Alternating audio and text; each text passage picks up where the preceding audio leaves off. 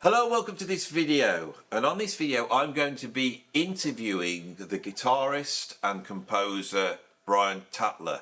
Brion Tatler is well known for forming the band Diamond Head, which was one of the most important bands, I believe, in the development of the new wave of British heavy metal and heavy metal in itself. The band Metallica were greatly influenced by Diamond Head, and Metallica have continually covered songs brought by them and also brought Brion out to perform at their gigs.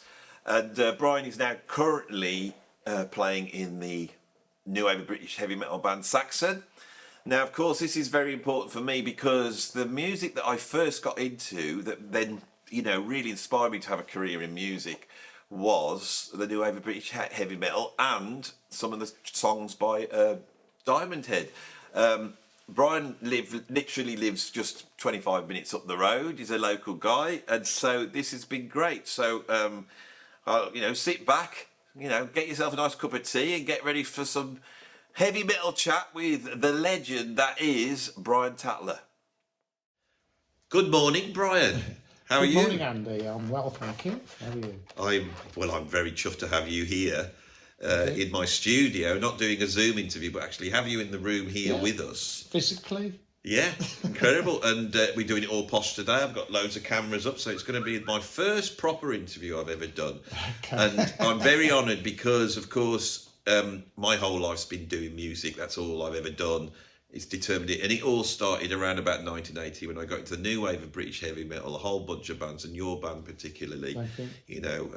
Before we started the cameras, we were talking about the fact that it was hard to get hold of your first album, wasn't it? So that's right. Well, we didn't get a record deal at first, so our manager at the time suggested we just, record our own album. We figured we'd done a single at the Old Smithy in Worcester, and he said, "Why don't we do a whole album, pay for it ourselves, and sell it? We'll make the money back by selling it at gigs and through sounds." Mail order. Yeah. So that's all we did. I think there was 1,000 copies pressed up, white label, no sleeve whatsoever. No, it just no information. So weird. No picture. No, they didn't even say Diamond Head. Very, very bizarre. It was almost like you'd get an acetate now or a test pressing or something. And so sure enough, we sold them at gigs and sold them at mail order. And one of them found their way to a bloke in San Francisco called Lars Ulrich, and the rest is history. I know. Well, we want to get to all that, and this is jumping the gun now. Yeah, no, it's good to jump the gun because your story is quite incredible. I really believe you're one of the architects of heavy metal. I think that Thank you. More than I know, there were so many bands out there. Like I remember Venom and Angel Witch, and then Iron Maiden and Saxon. All these bands are there, but the sound that sort of defined it for me was your very heavy riffy. You seem closer to Sabbath than a lot of these bands that would come out, which were a bit gallopy and a bit punky vibes. Right. Your riffs were heavier. Yes, Sabbath were obviously a huge influence. I think Sabbath influenced everything. I think Sabbath were the first heavy metal band, 1970, that first track, Black Sabbath on the Black Sabbath album. But yeah, of course. And I also liked the fact that they were from Birmingham and they felt like real people. They do. They didn't come from LA or New York or something. It felt like, well, they only live in Birmingham, they only live in Aston. And then Judas Priest as well. And so that helped me with my confidence to think, okay, I can do this as well. I can, if these guys can do it, I can do it. I drew inspiration from the fact they were Midlands bands. Well, it's incredible that, because I think if you could take Sabbath, Priest, you, and then Napalm Death, and you almost have the whole trajectory all the way through, and it's all from the Midlands. It's ever so strange. So. Yeah, that is a good point. I think we were definitely a stepping stone towards like thrash metal and stuff like that. Yeah, we kind of sped it up. We'd be influenced by, like I said, Priest and Sabbath, but we would sort of cherry pick the best bits. We would say, well, we like that bit, but we don't like this bit, so we'll be, that will go into our melting pot, and this will go into our melting pot, and we probably came up with our own thing, and plus you've got the 4 individual members all bringing in their styles, and I think that's what makes a band original and unique is the 4 players or 5 players and what they've been listening to and how they decide which bits they like and which bits not to like. You know? Well, when I'm looking at albums and I'm trying to say what are the greatest albums, there's all sorts of ways you can measure it, but innovation and originality for me are the top. So I'm so chuffed to be able to talk to you about this and try and work out what it is that makes someone come up with an original idea, what the elements. So I'd like to go right back to the beginning. What sort of music was in the house? Was your family musical? Yeah. I they weren't particularly players. I mean, my brother was, but I'll get onto that. But they all listened to music. So I think my mum and dad used to listen to country and sort of pop at the time. I can remember my dad liking things like ABBA and he'd like the Rolling Stones. They'd come on the top of the pops and things like that. But they had records and they used to play them, and I've still got a lot of the singles that they kept. Everything from Mickey and Griff to I don't know, Cliff Richard or something. And then my sister liked Motown, but she also liked the Rolling Stones and the Monkees. Monkees were obsessional to her. Then my brother, who was vastly important, or vitally important, should I say, to me, was because he bought a guitar when I was 8 years old. He had a guitar in the house, a semi-acoustic, and he was in the Beatles fan club. His name's Dave, and he got into music quite early on, and he bought prog albums, he bought folk albums, he had Black Sabbath, Zeppelin, Thin Lizzy, all kinds of stuff in the house that I could plunder, really. And I can remember him bringing home like Houses of the Holy, and we'd sit and listen to it and, oh, that's good, I like this riff here. And we would absorb albums together like that. He'd come home with Black Sabbath Volume 4, but he also had Bob Dylan and maybe Fairport Convention and all kinds of Gong and Amon Dole and Can and all kinds of influence. He had pretty good taste, I think, my brother, and a lot of it rubbed off on me, and it was all going in. And then when I was about 12, he started taking me to see bands, and we went to see Can at Birmingham Town Hall. He took me to see Gentle Giant twice.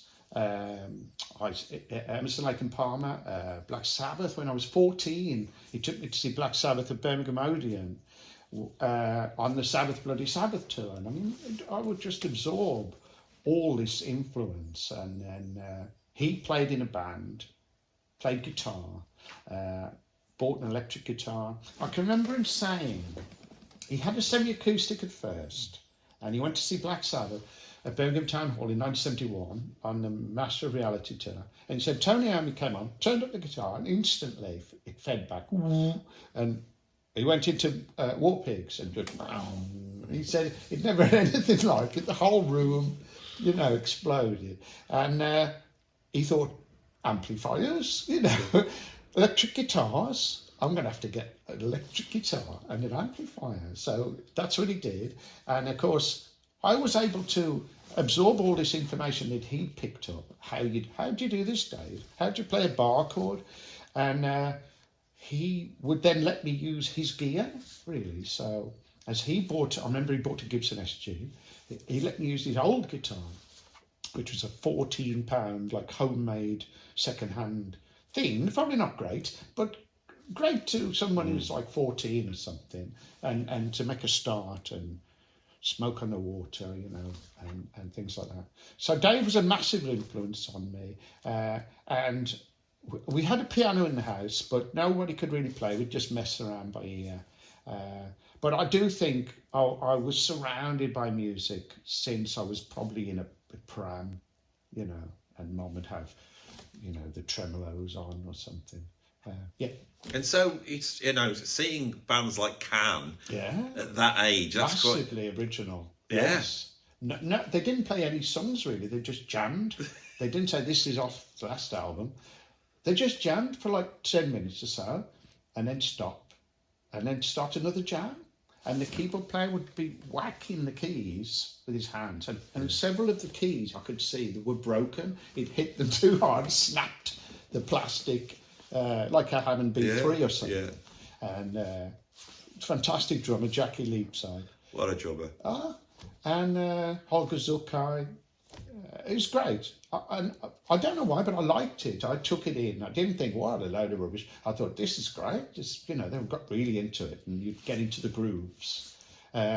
So, yeah. And Giant were a fantastic band live. Gentle Giant. And so, yeah, I think it was just all going in.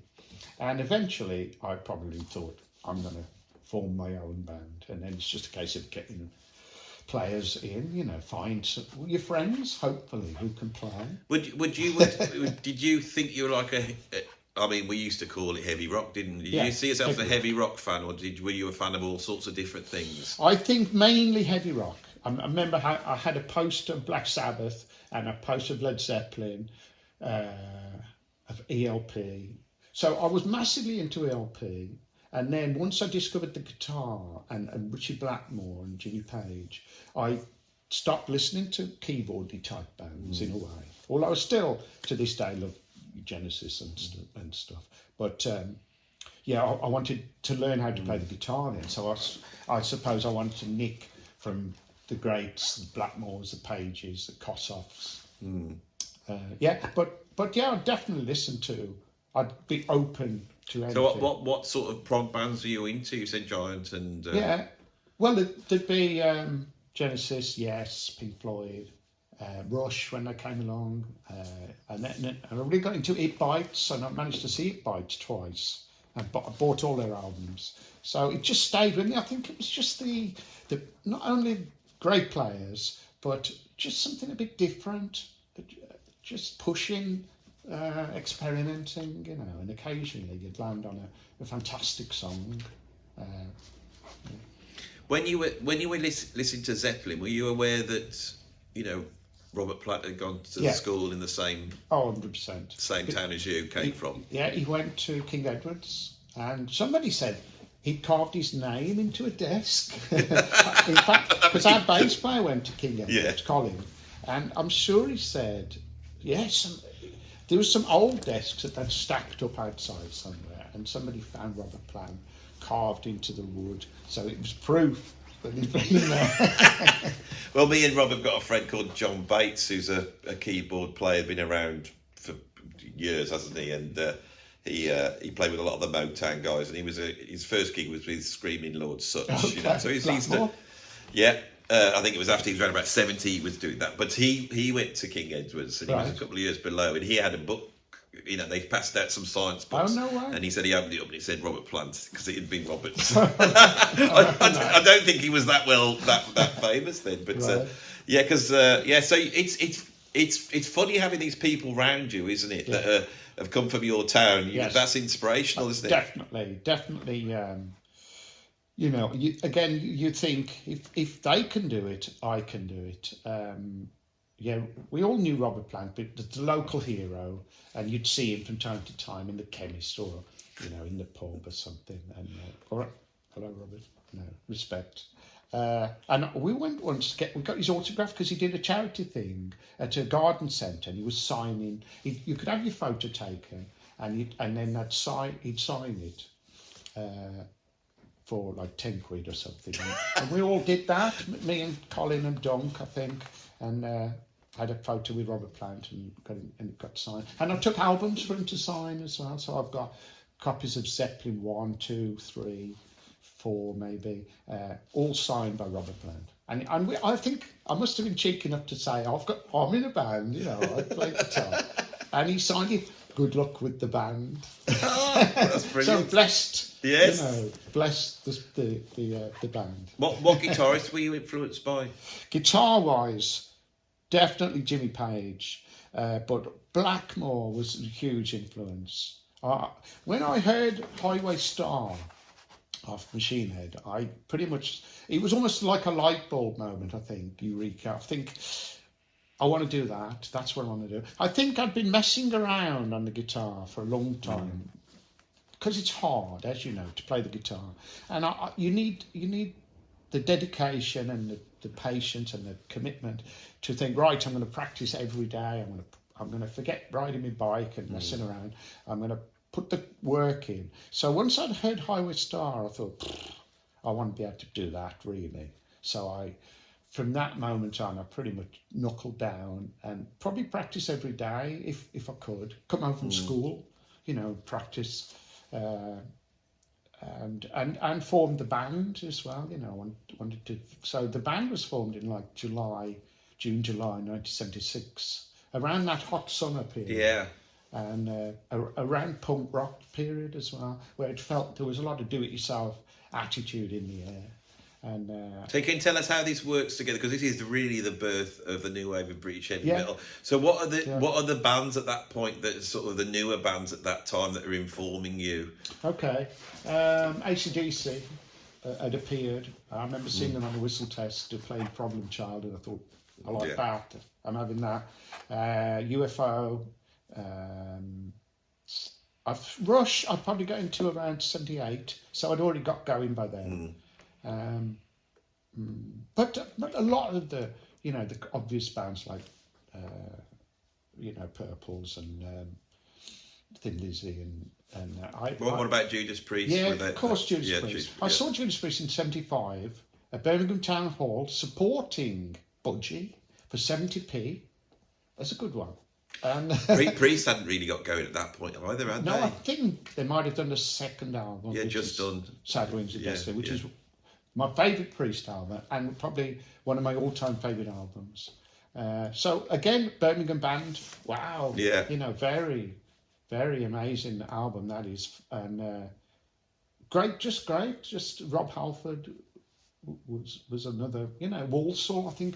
There was, he would be in Sounds, and I used to get Sounds every week and follow the bands. Because Sounds was very important, wasn't it? It was. For this I preferred Sounds to Melody Maker or NME.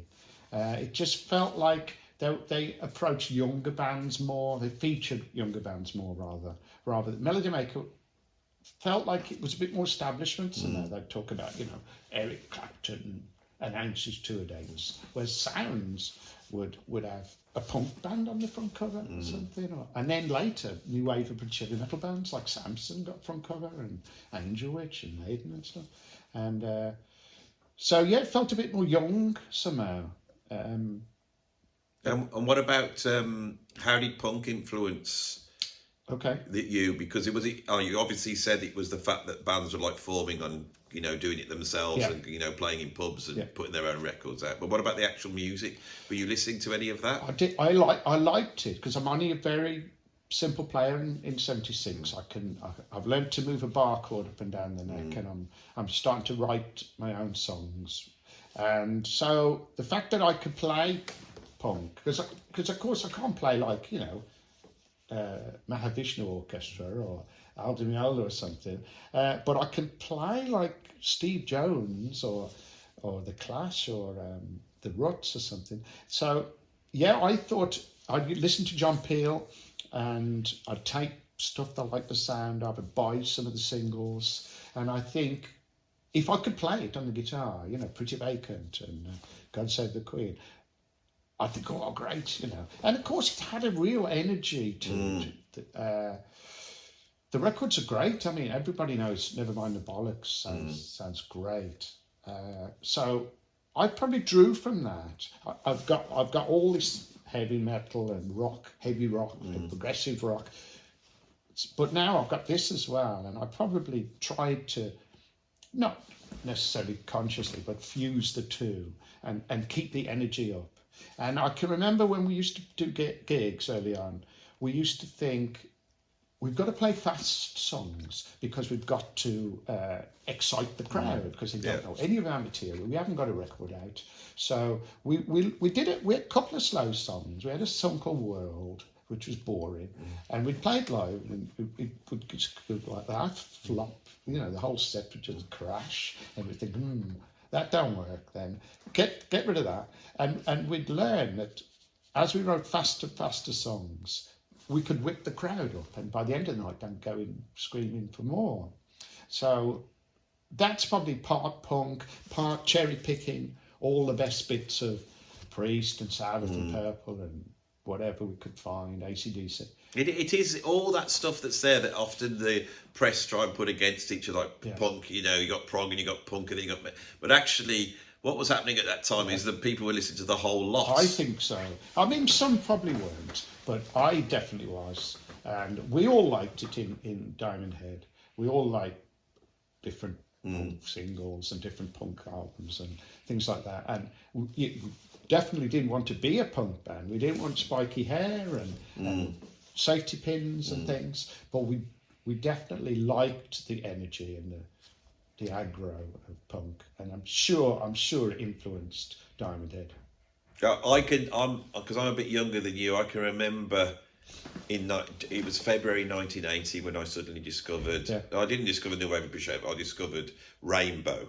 All night long, and I loved that, and then White Snake, and then you start to go through, and I discovered your band there, and your band was like, this was a really new band in 1980. That had just with first albums, 1980. And I was, you were trying to get, learn what was going on, and then there was a massive scene that seemed to be out there. I was too young to go to any of these gigs at the time. I went to see Motorhead in '82. That was my first gig. But what I remember was before then that the bands like UFO were very important, and Schenker was he was the man. And then when I finally saw a picture of you somewhere, you were playing a Flying V. So was Schenker an influence? Massively. Yeah. I managed to see UFO with Schenker in 1979 on the Obsession tour. And he came on, and of course he got the white Flying V, the blonde hair, the black outfit, and I just thought, wow, he's not only is he an incredible player, but he looked brilliant. Yeah, he did. I think people forget some of these players. They go on about Eddie Van Halen, who was also that was another one. It was early John Roth. I think he was doing incredible. He was. But Schenker had something about him, didn't he? Yes. And I got into the Michael Schenker group. And it was quite heavy as well, wasn't it? It's quite simple but heavy, and again that appealed to me. I didn't want to be, too technical somehow. I wanted to sort of punch and kick the door down. And Schenker, something like Lights Out is the perfect UFO song where it's a crushing sort of F-sharp riff. But two incredible melodic solos. He was very melodic. And I always thought they wrote really good songs as well. UFO did, like Doctor's like a proper. You could sing that. It's not great. Just riffs. Only You Can Rock Me. Yeah, oh God, Too Hot to Handle. Yeah, some classic songs. Yeah, I'm really a big fan of UFO and Rainbow, as you mentioned. Yeah, again, Blackmore. These are the players. I can remember Kerrang doing. I can remember that first issue of Kerrang in '81, and they had all those top tens and. Yes. I think you got in the best bands. You were sort of around about 40 or somewhere like that. Yes, I think so. Or was it a top 100 songs? Heavy metal songs? Yeah, they did and that. Am I Evil was in there. Yeah, it was. It's about number 35. That was hot. Yeah. Brilliant. We were shocked. We didn't know it was going to be in there. I bought the copy of Kerrang for number one with Angus on the cover. Oh, Diamond Head. Yes, yeah. And I can remember every single month, because it came out monthly, you always have that mail order thing in there as well for Diamond Head. Before we get to that, what sort of launched you? What got you there? Because I can remember you got Tommy Bat's Friday Rock Show, you got Sounds. Yeah. There were certain venues, I was too young to go to them, but I was aware of those. I mean, was there a certain point where you went, oh my God, we're going to be a band? Well, of course, you'd start small. We'd just start with local gigs, play pubs, things around Stourbridge. Then we'd go to Birmingham. We'd play Bogarts in Birmingham, or we played Romeo and Juliet and things like that. But I think once you hit London, you play the Marquee, and then the press come. You got people like Jeff Barton reviewed Diamond Head. We had a full page in Sounds when he reviewed Diamond Head when we opened for Iron Maiden at the Lyceum. That was a big deal, and we supported AC/DC. We did 2 dates with them. In fact, we did the last 2 ever shows that Bon Scott. No way. Yes, played. Did you get to talk to him or? Yes, of course. What was he like? Yes, that was great. Yeah. They were all great. They were all very, very helpful. The crew helped us when we sound checked. And they were great. And we shook hands and said hello to everybody. They signed autographs for us. When was that? 79 or? Yes, no, 1980. Wow. It was January 1980. They'd done the Highway to Hell tour. Yeah. The support band was Def Leppard. And then 2 of the gigs had got cancelled and or postponed for January 1980. So it was Southampton Gormont and Newcastle Mayfair. And we were added onto the bill as instead of Def Leppard because they'd gone off to record High and Dry or something. And so to us, it was like playing to 3,000 people. And we'd only done about 30 gigs at this point. So it was a huge jump up the ladder. But we went down really, really well in front of an audience that didn't know any of our songs. And that was a real light bulb going off where we thought, And also AC/DC are one of the greatest live bands in history, basically. We absolutely adored AC/DC. So to support them was incredible, but to go down well in front of totally their audience was another like a milestone where you think perhaps this could actually happen, you know. Because that tour, I had a mate at school. He went to see that tour, you see. Yeah. And then All Night Long came out in February. Right. And I loved this, and then because I was so young, I was by looking had this big thing on the new way, but it had all the bands in. Right. I don't remember that. I wish I could find a copy of this because I can't believe Looking did a massive big article on heavy metal. Was around as well. and then Bon Scott died, and that made the news, and then so that all kicked it up. And my mate had gone. He was really young and gone with his big brother, and he'd managed to pat Angus on the back when he goes around and this is what was going on in our school. Everyone was going like this, and then you look and there's some of the guys in the sixth form have got the long hair and the leather jackets, and that just pulled me in, and I can remember it like almost like week by week. So to hear it from your side that you're actually doing that AC tour, and of course he dies in February, doesn't he? Yeah. Well, it was so weird to have met Bon Scott. And then he died a couple of weeks later. Yeah. It's hard to get your head around. Yeah. What? How's that possible? He gave our bass player a bottle of... He was drinking out... He was watching us from the side of the stage, which we was shocked at. Oh, Bon Scott's watching us. And when we come off, he'd been drinking a bottle of Jack Daniels and gave it to the bass player. Here you go, nice one, or whatever it was. And Colin took the bottle home and kept it. Yeah, wow. So this is the year, is it 1980? Got all this stuff going on. Yeah, well, big year for heavy metal, wasn't it? 80, some massive albums came out that year. Yeah. You were so musically, because I was looking for something and I was trying to find it in certain bands. It was just that little bit faster, a little bit heavier, a bit chunkier. Your band had got it. Did you feel because you didn't have that album in 1980, because there's Killers, isn't there? You've got like a Wheels of Steel. There's a whole bunch of everyone's getting a deal, and you didn't get a deal. Did you? No, I don't know what happened exactly. A lot of people have said we didn't have good management, and I pretty much agree with that. But I think management. We had a couple of deals offered us.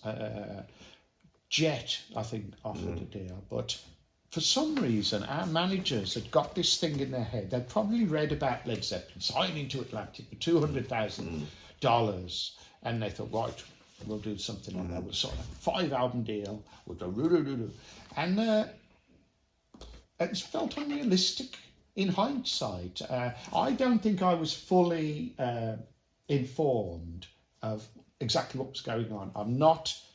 People don't understand this, do you? When you're in bands, everyone thinks, you know about the music business, but nobody ever does. No, I didn't know what I was doing. I'd formed the band, I'd got it sort of going, but I didn't understand business. To this day, I'm no businessman, and I let other people take care of the business, and they probably made some foolish mistakes, by not taking deals offered to us. Or I remember somebody saying, they've only offered like a singles deal, and if we have a hit single, we can do an album.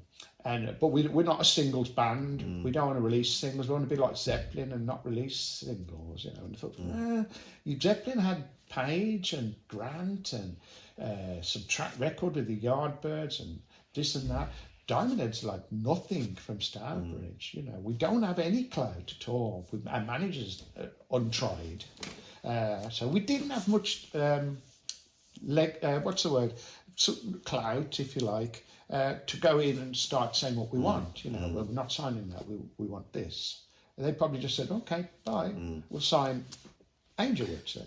Yeah. There's plenty of bands around in 1980 to be signed. Yeah, Saxon only signed to Carrere Records, which is a French disco label, really, and I think they've done very well to do so. All those well. bands are on strange labels. I can remember, Well, you wouldn't. Maiden were lucky. Yeah. I think Maiden had the best deal. Really, they had EMI, which was known for breaking rock bands. They had Queen and what have you, and they had their manager Rod Smallwood, who was very well respected. And then you'd also got Def Leppard, who signed to Phonogram, who were again known for breaking rock bands. And they had Peter Mensch or Lieber Krebs, as he was working for at the time. So both those bands did very well, as you know.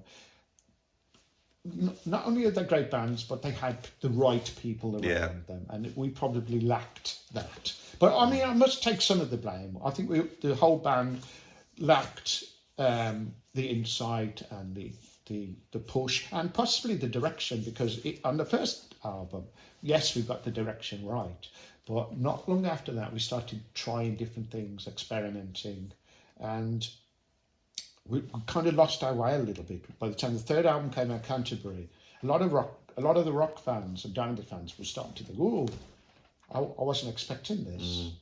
Yeah, I remember that album because it was sort of. Well, what year was that? Was that mid-80s? 83. Yeah, and it was quite proggy, or looked as though it was proggy. You got piano on Yeah. it and kettle drums, and we were kids in a candy shop, I suppose, trying different things. But in hindsight, I think you need to establish your style and sound, sell lots of records, conquer the world before you experiment. But also, bands that really truly innovate often don't. They do it, and then somebody hears it, and then they do it based upon what they've heard. The originators often, it's like people going about the Nirvana, and they say, "Well, look, they've got the Pixies or one of these bands." There's always a band that they've sort of taken it from. And with you, it's really bizarre because it wasn't some other British band. Somehow, as you said, your record landed in Lars Ulrich, who was nobody at the time, wasn't he? That's right. He'd already come. Oh no, sorry. Yeah, he ordered it mail order. As I said, we put it in sounds for 6 weeks. A quarter-page ad, £3.50. He ordered his copy, and then wrote back to the same address, which was our fan club, and said, "I love this album. It's brilliant. I'm going to come over and see the band and all that." So we thought, we've got a fan in America. We've got one fan in America. That's a start. Not realising that it happened to be Lars Ulrich, who would go on to, international fame. So when he came over to the UK and you met him, did you just meet him, or did you keep in contact with him? Yeah, well, I think he came to the gig at Woolwich Odeon, July 1981. Came backstage, said, "Hello, I'm Lars," and we were all sort of aware. "Oh, okay, you're the guy in America who loves the album and all that." And because he's Lars and he's so enthusiastic and he's so full of energy, we took to him, and he stayed at my house for a week in Little Stourbridge, and he stayed with Sean for a month, sleeping on his couch, and we'd take him to rehearsals in the car. This is insane. We took him to 3 gigs that we happened to have lined up at that point. And did he have a band at that point? Was he saying, "Oh, I've got a band," or was he just a fan? Never once. He was just an uber fan. And I remember Sean had a record player in his bedroom, and he said Lars would be there all night with headphones on, listening to It's Electric, the Diamond song, over and over again. At the bottom of his bed. So we're not just talking influence here. He's almost obsessed. Like he's gone to heavy metal college, isn't it? Yes, I think he probably had. He was soaking it all in. Yeah. He'd watch us write songs. Sean had a 4-track TIAC by this point, I think, and we'd do little demos in his bedroom, and so anyway, he never once said, "I play the drums or I'm going to form a band, or blah, blah, blah. He was just a fan, you know. He was a big fan of Purple. And he'd buy, while he was in the UK, would buy loads of records. He went to Bullet, I think, the distributors. And he came back with about 20 albums. And he must have got loads of money from somewhere, you know. His dad was a tennis player, wasn't Yes, he? he was. So he played at Wimbledon, I believe. Yeah. And so anyway, yeah, he went back at some point, and we'd stay in touch, but he'd write letters. And kept one letter for some reason, I don't know why, because he was just another Diamond Head fan. And he wrote, I've formed a band, it's called Metallica, and we were doing pretty well. And we rehearse, he said, 6 hours a day, 6 days a week. And I thought, what? We've never rehearsed that much. This guy's driven, this guy's going to do something, you know. And we'd stayed in touch, and then eventually they got in touch and said, we want to cover Am I Evil on this 12-inch single. Because they just... Before you get to there, you must have been following like them going, oh, he's in a band now. Oh, they're doing some gigs. Yes. Oh, they've got a deal. So you must have been watching this band eventually going, oh, and it's like they eventually become the biggest band in history, basically. That's right. I did follow that progress. Like, I'd see the name crop up in Sounds, and I'd be on tour, and they were going to come over with Venom or something. And anyway, you'd keep seeing Metallica, and you think, oh, okay, Lars's band, that is, you know. They'd play Odd Shock and things like that. And then Kill 'Em All, they'd signed to Music for Nations in Europe, and something else in America, Megaforce Records, I think, in America. So they weren't yet on a big label. I mean, we're on MCA by this point, so we're doing okay. But I'm watching Lars creep up. You know, this is that uber fan, Lars, and they want to cover. So yeah, in '84 they wanted to cover Am I Evil, and he said to me, we only write enough songs for the album. We don't write loads and you know, get rid of some, and we'll put them on B-sides. He said the label's constantly asking for B-sides, or for an EP, or for the extra track for Japan, and things like that. So we thought we'll do covers. So they covered Diamond Head, Blitzkrieg, Budgie, lots and lots of bands. And we just thought, oh, it's brilliant. So we had to just send over the lyrics. I think I faxed in the lyrics to Am I Evil. And sure enough, they sent me a copy of the Creeping Death 12-inch single with Am I Evil on the B-side. They've done a fantastic job. Very respectful, worked it out, solo, everything was great. But I still had no clue that this band called Metallica were going to be big, because I'm busy doing Diamond Head, you know. And eventually Diamond Head dropped. Metallica started getting bigger and bigger, sell out this, play that festival. Master of Puppets comes along, and on it goes until my head's spinning, you know. One of my biggest how has he done that? One of my biggest regrets was in '86 when I was at college in Birmingham. Yeah. My mate Matthew Bourne was we were massive metal fans, but he was a real massive metal fan, and he was into Metallica. Nobody else was at this time. Right. Still, they weren't massive, and they were playing in Birmingham. Yeah, Birmingham Odeon. Yeah, and he went to see that gig, but when he got there, he went to the pub before, and in the pub was Metallica, and he went to the phone. He said, "You've got to come up to Birmingham now." I said, "Why?" He said, "Oh, we're in the pub with Metallica." It was Cliff Burton, and I never went because I was always like, you know, when you're that age, I was an Anthrax fan. Okay. I loved Anthrax. I wasn't so keen on Metallica, so I'm not going, you know, and all this. I really regret it because again, a few months later, Cliff Burton had that accident, which was awful, didn't it? It was a week or so later. Yeah. It was September 1986, wasn't it? Yeah. Yeah. So I went to that gig because Lars phoned me on the afternoon and said, "We're playing Birmingham tonight. Do you want to come and play Am I Evil?" So I said, "Yeah, right." So I caught the number 9 into Birmingham, and when I got there, I was taken backstage and I met Cliff. And Lars introduced me. This is Cliff. This is James. This is Kirk. And they were all really chuffed to meet me. You know, because I'm Brion from Diamond Head, and they're big fans. Yeah. You know, so that was weird. And then they said, right, we'll do Am I Evil for the encore, and then when we get to the fast bit, you go and we'll go into Damaging Incorporated. And I said, yeah, okay, I can do that.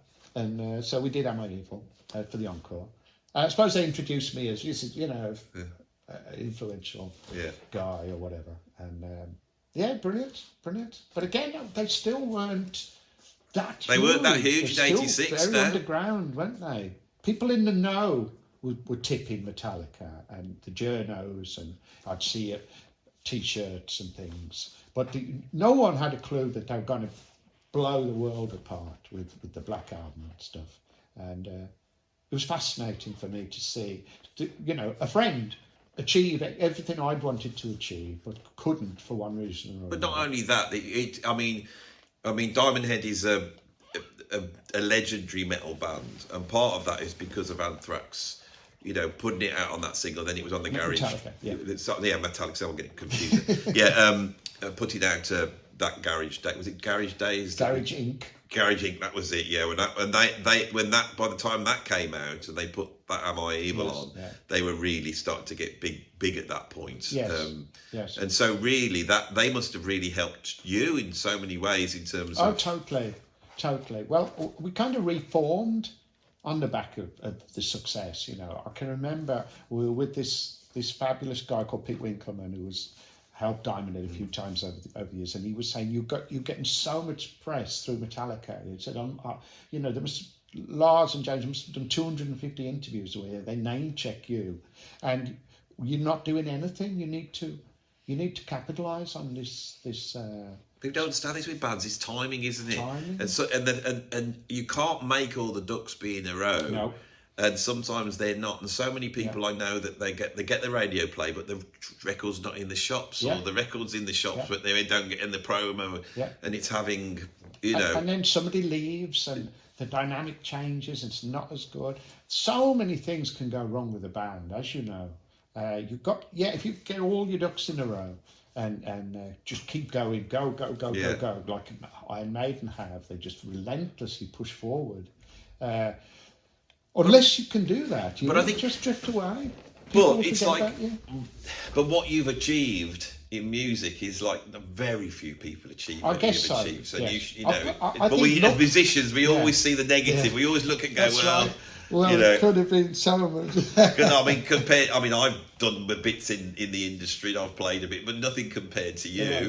But I did play with Robert Plant, and I've played on albums. Fabulous. And and you go, well, and you tell normal people that, and they're like, oh my God, and then you yourself beat yourself up. Yeah, it's right. You're right. Yeah, I don't see the... but it's very easy, and it's a shame really to compare yourself to the big bands and to the great players. I compare myself to, a handful of the greatest guitarists of all time, and I again beat myself up because I think, I can't play like that. I'm never going to be able to play like Joe Bonamassa or something. For God's sake, I've been trying, and I can't do it. It's like that, isn't it? Yeah. So, this thing happens. You try to get the band back together. What happens then with Diamond Head? Because it has kept going for a long time, hasn't it? Yes, I mean it's been going ever since 2000. But yeah, it had periods where it ceased to function. Yeah. When we were dropped by the label, we struggled on for a while, and then once wages start disappearing, and the crew will disappear, and there's got no money to do anything, can't record, unless you're going to pay for your own album. You can't do that really, or you couldn't do that in the 80s.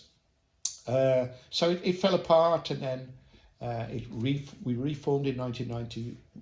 It fell apart again in 1993.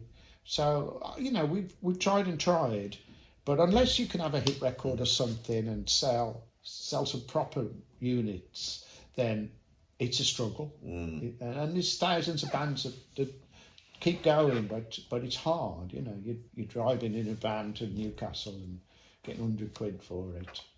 But even while this has gone on, Metallica have regularly pulled you out to get up and play Am I Evil. I was watching a video from last year. And it's the biggest gig I've ever seen in my life. The Norway show. With that sort of circular. Tons of rock in there. I know, that was incredible. That happened on the afternoon. That's just probably Lars's idea. He just sent me a text. How do you fancy playing Am I Evil with us tonight? The full version. Okay. So I just said, yeah, great. That's it. And that's it. So immediately some crew arrive and they say, right, there's the tuning room. Have you got in-ear monitors? Yeah. What amp are you going to use? Blah, blah, blah. And it all happens. And I go into the tuning room. We go through the song. And they said, right, we're going to do it here. Give me a set list. And come on there and blah, blah, blah. Fantastic. So, okay, off you go. 70,000 people or whatever. Play Am I Evil? Unfortunately, I know that song pretty well. So I was able to play without making too many mistakes. Because you're exposed as well from all the songs you ever become famous for, and have to walk out in front of about 100,000 people, and every stops and then you have to go diddle diddle That's right, widdly widdly widdly. Yeah, on my own. Yeah. That wasn't there at all when they had the big four, and the climax was you coming out. I mean, you were like the sort of climax of one of the probably. Oh yes. Until that Sabbath gigs happens. Yes. This was probably the biggest metal gig tour in history, wasn't it? I suppose when they toured Europe was the big four. Yeah, Diamond opened for 2 of those shows, but and I was invited to get up and play Am I Evil. So that was great, yeah. And I mean, it's filmed and it's on YouTube and everything. So yeah, every now and again I get the call. We all played the NEC as well in '92 and did Am I Evil and Helpless. And so I get the call every now and again. Do you want to come and do? I suppose when I'm on the radar, like when they're in Birmingham or something, or as it was with Saxon being on the bill with Metallica in Norway, they'd probably think, well, Brion's in town, how about we do Am I Evil? And it's probably simple as that. It's incredible, isn't it? And the thing is, it's what I find, because they sort of look up to you, don't they? Mm-hmm. So, you've got this, for me, Metallica have become, they're one of the biggest bands in history, and they're legendary players, and it's a legendary band, and yet, they're bringing in this bloke that I know from up in Stourbridge, and then you're walking out, and it's right. That's right. It is strange, but I'm grateful for it. I've done a lot of gigs, so I suppose I'm not a bundle of nerves in that situation. And it's a song I wrote, so I know. I suppose it's the best feeling in the world, isn't it, basically? Oh, it's brilliant, yeah. It's brilliant. And I mean, they covered 4 Diamond Head songs over their career, which has been financially a godsend to me and Sean.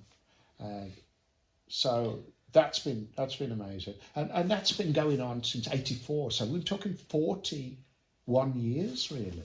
Yeah. Whereas you could have signed a major label deal, you could have gone out and had a hit record, but not made any money. The amount of mates I've got that were in big bands and actually did, and like £1 million in debt. Yeah, and so they just come out. So it's an incredible story, I think. Yeah. And right at the, well, I'm not saying at the end because I'm not saying, but right at this stage now, after going on this big journey, you end up joining another one of the greatest metal bands of all time, which is Saxon. So how did that come about? It came about, I think, partly being in the right place at the right time, and partly my history as well. Because 1,000 guitarists wanted that gig. As soon as they announced that Paul Quinn was going to go, the phone didn't stop ringing. So Diamond Head supported Saxon on a 32-day tour in 2022, and I think everybody got to know each other. We've been on the same label, Silver Lining, and we've been on the same management for a while, Siren Management. So I think we'd started to come into each other's orbit, and apparently for a while Paul Quinn had been saying, I've had enough, I want to retire, I don't want to do this anymore, type thing.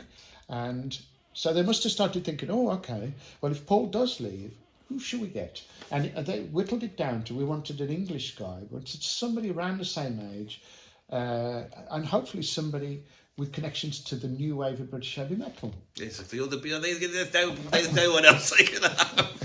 And I've got good New Oberham credentials. Yes. And so at some point, maybe we've got chatting. I've spoke to all the members over the tour, and we can bump into each other in catering and things like that. So the other thing that happened was in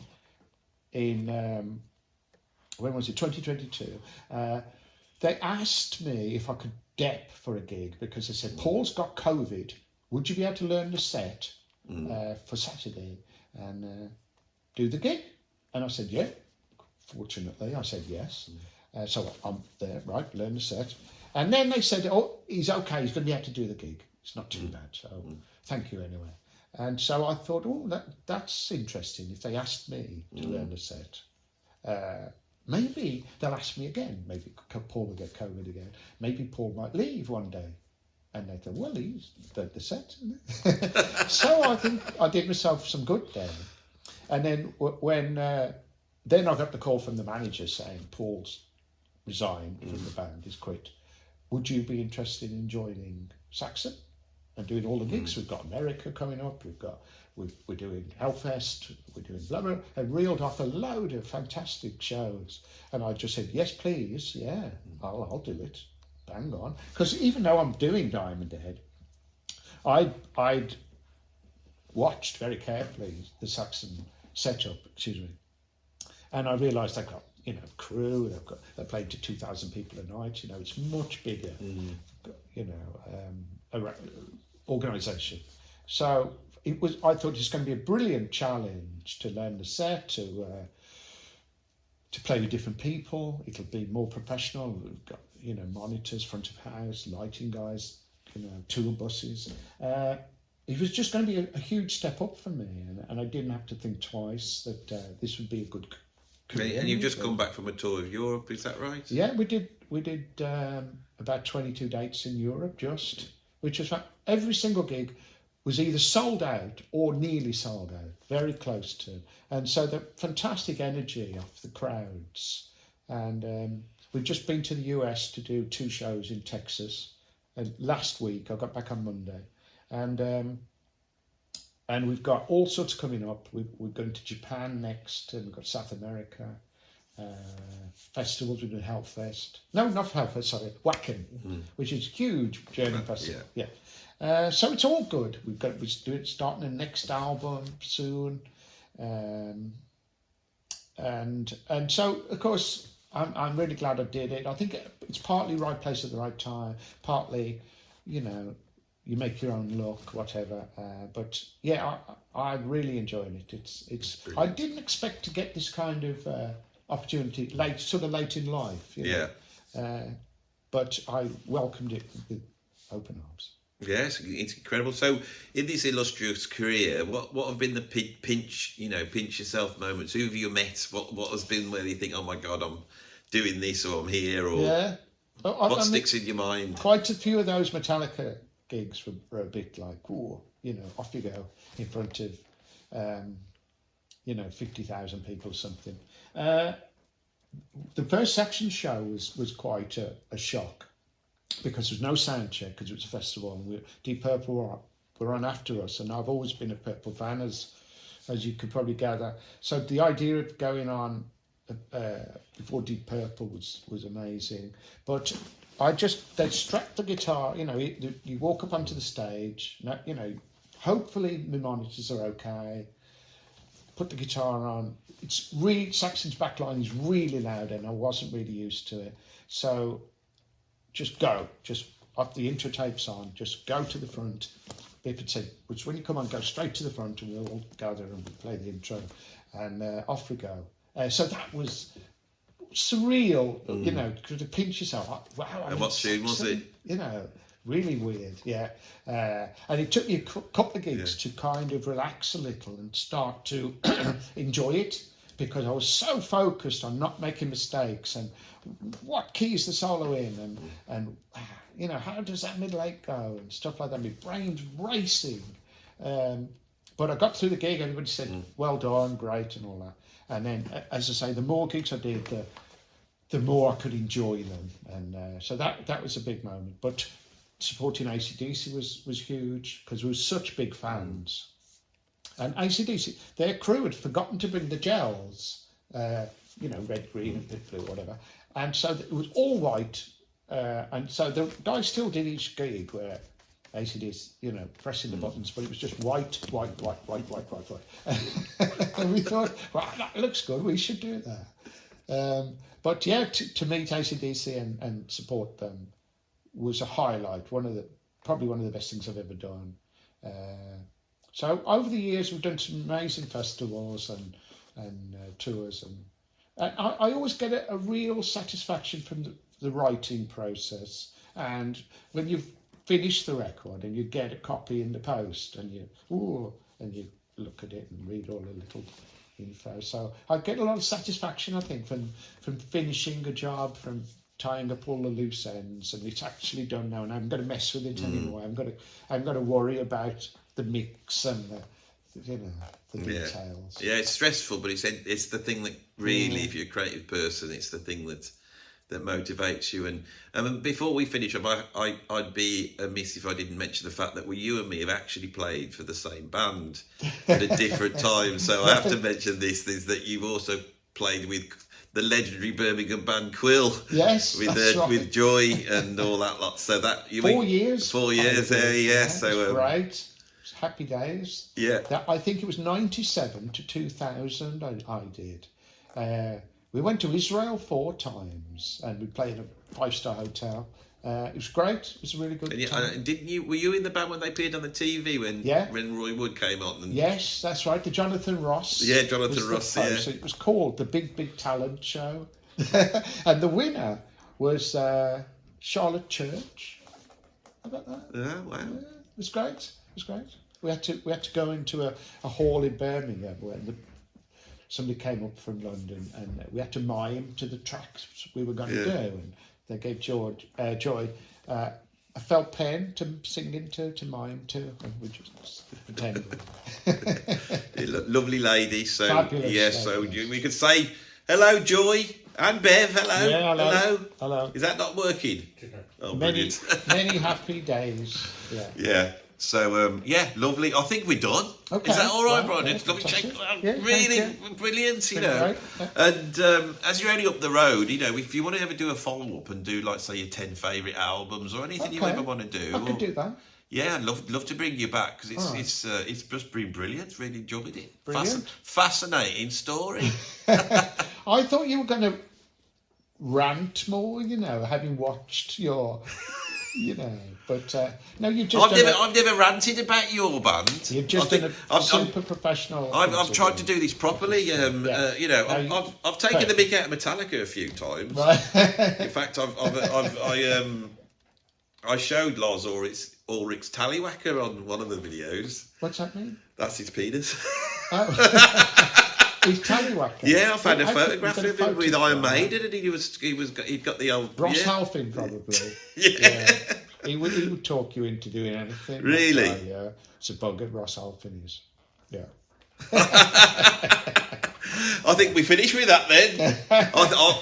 That'll become the thumbnail. It'll be you, and then Ross Halfin's a bugger. No, probably not. No. If you don't mind. I don't want to upset the guy. No, we don't want to upset him. I don't mind upsetting him. Because he took pictures of Diamond Head in 1980, and I've been kind of, can I have them? Can you find them? Can you digitise them? I've been after them for years, and he keeps saying, I can't find them, or I can't, blah, blah, blah, I've lost them.